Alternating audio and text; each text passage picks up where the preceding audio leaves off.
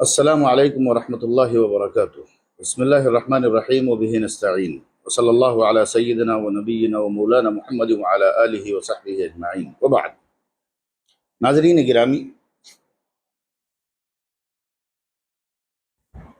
ہمارے یہاں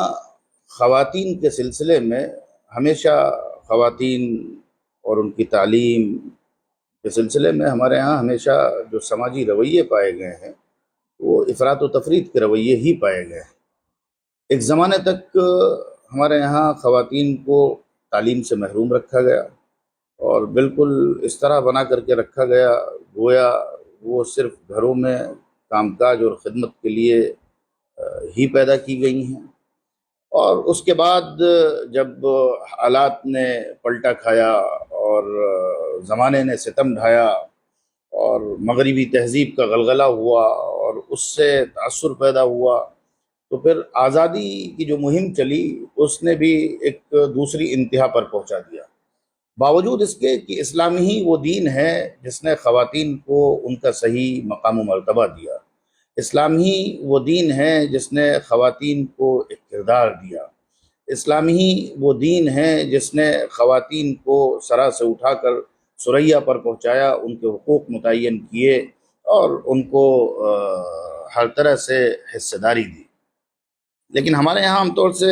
افراط و تفریط پائی گئی۔ پھر تعلیم کا چلن شروع ہوا تو ایک طرف وہ آزادی کی انتہا تھی، دوسری طرف وہ یعنی جو مدارس کی تعلیم تھی، دینی تعلیم تھی، اس میں لڑکوں کے لیے تو مراکز 18ویں صدی کے اواخر میں قائم ہونا شروع ہو گئے تھے اور پھر بعد میں تو بہت سارے ہوئے، لیکن لڑکیوں کے مدارس بہت بعد میں قائم ہونا شروع ہوئے۔ اور لڑکیوں کے مدارس پر کبھی میں الگ سے کسی نشست میں گفتگو کروں گا۔ مجھے سخت کوف ہے، سخت کوف محسوس کرتا ہوں لڑکیوں کے جو مدارس قائم کیے گئے ہیں ان کے نظام سے۔ بیشتر مدارس کا حال بہت برا ہے، لڑکیوں کا وقت برباد ہوتا ہے، عمر برباد ہوتی ہے، علمی صلاحیت لڑکوں کے مدارس کے مقابلے میں بھی بہت ہی گئی گزری ہوتی ہے، اور تربیت کا معاملہ تو اتنا خراب ہوتا ہے کہ بیشتر لڑکیاں نہ دین کی رہ جاتی ہیں نہ دنیا کی رہ جاتی ہیں۔ شادی کے بعد بڑے مسائل پیش آتے ہیں، اور تربیت اس لیے نہیں ہو پاتی ہے کیونکہ لڑکیوں کے مدارس میں عام طور پر پرماننٹ فیکلٹی نہیں رکھی جاتی ہیں، تجربہ کار عالمات بہت کم مدارس میں ہوتی ہیں۔ بیشتر مدارس کا حال یہ ہوتا ہے کہ جو نو فارغات ہوتی ہیں ان کو رکھ لیا جاتا ہے چھوٹی چھوٹی مختصر سی سیلریز پر، اور وہ سال 2 سال 3 سال پڑھاتی ہیں اور اس کے بعد پھر ان کا شادی بیاہ ہو جاتا ہے، وہ اپنے گھروں کو چلے جاتی ہیں، اور اس طرح سے وہ ایک طرح سے روٹیشن میں، ٹیچنگ اسٹاف روٹیشن میں رہتا ہے، جس کی وجہ سے وہ نظام ڈیولپ نہیں ہو پاتا ہے اور خاطر خواہ جو چیز ہونی چاہیے وہ نہیں ہو پاتی ہے۔ ایجڈ خواتین ہوں جو اپنے تجربات کی بنیاد پر لڑکیوں کی تربیت کریں تو وہ ایک الگ، بہرحال میں اس پر کبھی الگ سے گفتگو کروں گا۔ سر دست اس وقت میں علامہ سید سلیمان ندوی کے 2 اقتباسات بس پیش کرنا چاہتا ہوں۔ فیصلہ ناظرین پر چھوڑوں گا، سامعین پر چھوڑوں گا، وہ ان اقتباس کو سنیں اور سمجھیں کہ ہماری بہنوں اور ہماری بیٹیوں اور ہماری قوم کی بچیوں کو کیا کردار ادا کرنا چاہیے، اور ان کو اپنی پرسنالٹی کو، اپنی شخصیت کو کس طرح ڈیولپ کرنا چاہیے۔ یہ 2 اقتباسات میں آپ کو پیش کروں گا۔ میں نے دراصل یہ افکار سلیمانی کی عصری معنویت، یہ مقالہ میں نے سید صاحب پر ایک سیمینار میں پڑھا تھا، بعد میں اس کی اصلاح اور کچھ حذف و اضافہ کر کے اس کو ایک کتابچے کی شکل میں، رسالے کی شکل میں ہم نے شائع کر دیا تھا۔ اس میں مسلمانوں کی تعلیم اور سید صاحب کی آراء کے متعلق ایک عنوان قائم کیا تھا۔ سید صاحب کو یعنی اس مقالے کے ذریعے میں نے شاید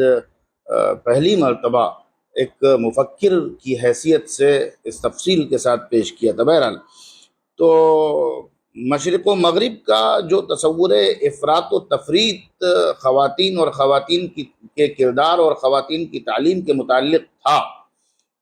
کہیں تفریط تھی کہیں افراط، الگ الگ انتہائیں تھیں۔ اسلام نے وسطیت کا پیغام دیا، میانہ روی کا، اعتدال کا پیغام دیا، اور سید صاحب اسی وسطیت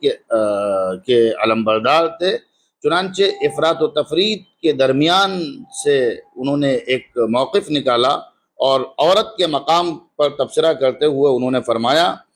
وہ نہ عورت کو خدا جانتا ہے، یعنی اسلام نہ عورت کو خدا جانتا ہے، نہ زندگی کی راہ کا کانٹا سمجھتا ہے۔ اس نے عورت کی بہترین تعریف یہ کی کہ وہ مردوں کے لیے اس کشمکش گاہ عالم میں تسکین و تسلی کی روح ہے۔ سید صاحب کا ایک رسالہ دارالمصنفین سے شائع ہوا تھا، بہادر خواتین اسلام کے نام سے۔ اس رسالے کا اختتام سید صاحب نے اس گراں قدر سوال اور فکر انگیز جملے پر کیا ہے: یہ گزشتہ بہادر خواتین اسلام کے کارناموں کا ایک دھندلا سا خاکہ تھا، اب سوال یہ ہے کہ موجودہ خواتین اسلام آئندہ کی تاریخ اسلام کے لیے کیا کارنامے دنیا میں چھوڑنا چاہتی ہیں۔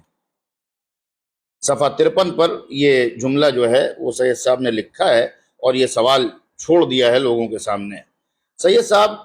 صدیقہ کبریٰ اما عائشہ رضی اللہ تعالی عنہا کے سوانح نگار ہیں، کے سیرت نگار ہیں۔ انہوں نے سید صاحب کی سیرت، انہوں نے حضرت عائشہ رضی اللہ تعالی عنہا کی سیرت لکھی ہے۔ اس کے میں یہ دو اقتباسات پیش کر کے اپنی بات ختم کر دوں گا۔ سید صاحب نے کتاب کے آخری حصے میں لکھا ہے، اور یہی اقتباسات سید صاحب کے موقف کو ہی نہیں بلکہ اسلام کے موقف کو بھی طے کر دیتے ہیں، اور ہماری بچیوں کے متعلق کیا موقف اور کیا رویہ ہونا چاہیے، اور ہماری بچیوں کی تعلیم و تربیت کیسی ہونی چاہیے اور کردار کیسا ہونا چاہیے، یہ بھی طے کر دیتے ہیں یہ دونوں اقتباسات۔ سید صاحب فرماتے ہیں: صدیقہ کبریٰ کے سوا دنیا کی کون خاتون ہے جس نے مذہب، اخلاق اور تقدس کے ساتھ مذہبی، علمی، سیاسی، معاشرتی غرض گوناگوں فرائض انجام دیے ہوں، اور جس نے اپنی زندگی کے کارناموں سے، خدا پرستی کے نمونوں سے، اخلاق کی عملی مثالوں سے، روحانیت کی پاک تعلیموں سے، اور کسی دین و شریعت اور قانون کی تعلیم و تشریح سے دنیا کی تقریباً 10 کروڑ عورتوں کے لیے ایک کامل زندگی اور گرا بہاں عملی نمونہ چھوڑا ہو، اور جس نے اس عظیم الشان تعداد نسوانی کو اپنے مذہبی، اجتماعی اور علمی احسانات سے گرابار کیا ہو۔ دوسرا پیراگراف ہے جہاں سید صاحب فرماتے ہیں: جن سے نسوانی پر ان کا سب سے بڑا احسان یہ ہے کہ انہوں نے دنیا کو یہ بتا دیا کہ ایک مسلمان عورت پردے میں رہ کر بھی علمی، مذہبی، اجتماعی اور سیاسی اور پند و موعظت اور اصلاح و ارشاد اور امت کی بھلائی کے کام بجا لا سکتی ہے۔ غرض اسلام نے عورتوں کو جو رتبہ بخشا ہے اور ان کی گزشتہ گری ہوئی حالت کو جتنا اونچا کیا ہے، ام المؤمنین رضی اللہ تعالی عنہا کی زندگی کی تاریخ اس کی عملی تفسیر ہے۔ صحابہ میں اگر ایسے لوگ گزرے ہیں جو مسیح اسلام کے خطاب کے مستحق اور عہد محمدی کے ہارون بننے کے سزاوار تھے، تو الحمدللہ کہ صحابیات میں بھی ایک ایسی ذات تھی جو مریم اسلام کی حیثیت رکھتی تھی۔ سیرت عائشہ میں یہ دونوں اقتباسات آپ کو مل جائیں گے۔ مجھے امید ہے کہ میں ان دونوں اقتباسات کے ذریعے جس پیغام کی ترسیل چاہتا ہوں وہ ہمارے سامعین تک پہنچ گیا ہوگا۔ والسلام علیکم ورحمۃ اللہ وبرکاتہ۔